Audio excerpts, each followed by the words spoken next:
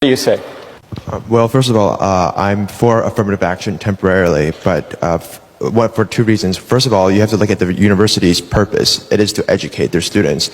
And I feel that different races, people coming from different races have different backgrounds and they contribute differently to the education.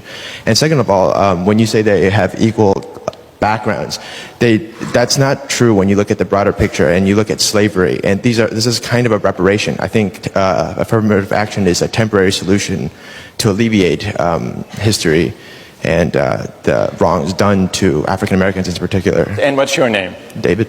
David. You say that affirmative action is justified, at least for now, as a way of compensating for past injustice, the legacy of slavery and segregation. Right. Who wants to take on that argument? We need now a critic of affirmative action. Yes, go ahead. I think that what happened in the past has no bearing on what happens today, and I think that discriminating based on race should always be wrong, whether you're discriminating against one group or another. Just because our ancestors did something doesn't mean that that should have any effect on what happens with us today. All right, good. I'm sorry, your name is? Kate. Kate. All right, who has an answer for Kate? Yes. I just wanted to comment and say that... Tell us your name. My name is Mansour. Because of slavery, because of past injustices, today we have a higher proportion of African Americans who are in poverty, who face less opportunities than white people. And so because of slavery 200 years ago, and because of Jim Crow, and because of segregation, today we have injustice based on race. Kate? I think that there are differences, obviously, but the way to fix those differences is not by some artificial fixing of the result. You need to fix the problem. So we need to address differences in education and differences in upbringing with programs like Head Start and giving more funding to lower income schools rather than trying to just fix the result so it makes it look like it's equal when really it isn't. Yes. Well, with regard to affirmative action based on race, I just want to say that white people have had their own affirmative action in this country for more than 400 years. It's called nepotism and quid pro quo. So there's nothing wrong with correcting the injustice and discrimination that's been done to black people for 400 years. Good. Tell us your name. Hannah? Hannah. All right, who has an answer for Hannah? And just to add to Hannah's point, because we need now someone to respond. Hannah, you could have also mentioned legacy admission. Exactly. I was going to say, if you disagree with affirmative action, you should disagree with legacy admission, because it's obvious from looking around here that there are more white legacies than black legacies in the history of Harvard University. And explain what legacy admissions are. Well, legacy admissions is giving an advantage to someone who has an arbitrary privilege of their parent having attended the university to which they're applying. All right, so a reply for Hannah. Yes, in the balcony. Go ahead. First of all, if affirmative action is making up for past injustice, how do you explain minorities that were not historically discriminated against in the United States who get these advantages?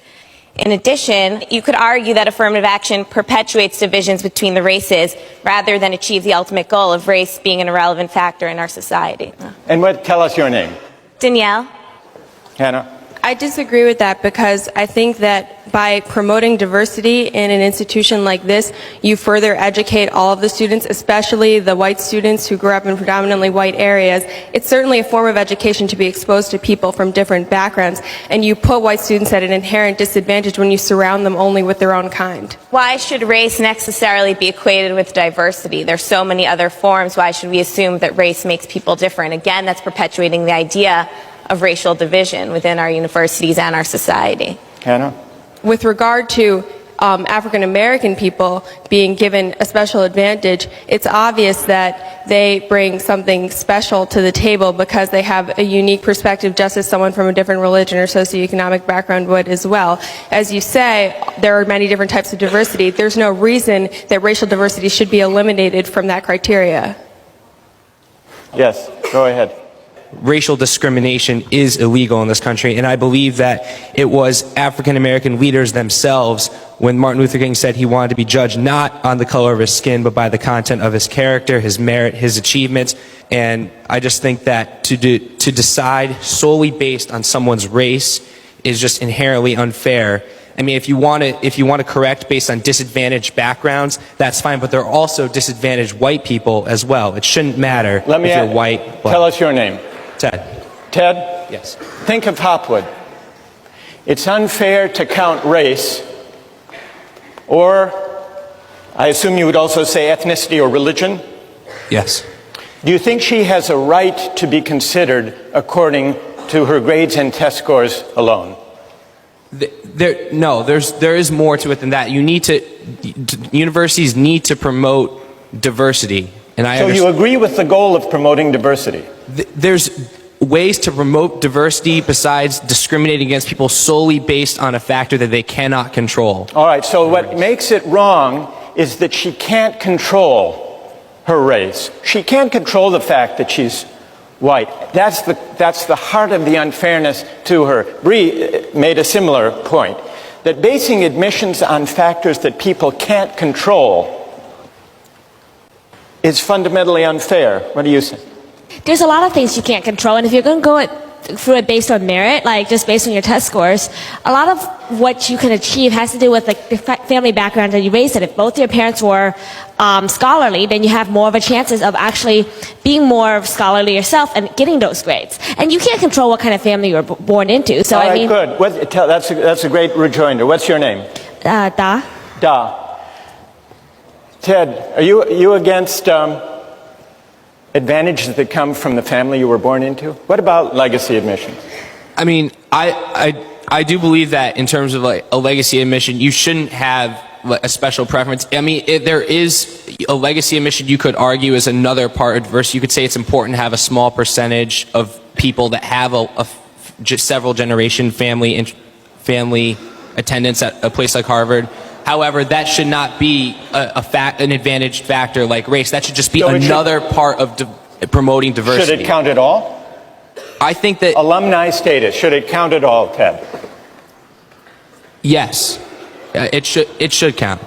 All right, I want to step back for a moment from these arguments. Thank you all for these contributions. We're going to come back to you. If you've listened carefully, I think you will have noticed 3 different arguments emerge from this discussion in defense of considering race and ethnicity as a factor in admissions. One argument has to do with correcting for the effects of educational disadvantage. That was Anisha's argument. This is what we might call the corrective argument. Correcting for differences in educational background, the kind of school people went to, the opportunities they had, and so on. That's one argument. What's worth noticing, though, is that that argument is consistent in principle with the idea that only academic promise and scholarly potential should count in admissions. We just need to go beyond test scores and grades alone to get a true estimate of academic promise and scholarly ability.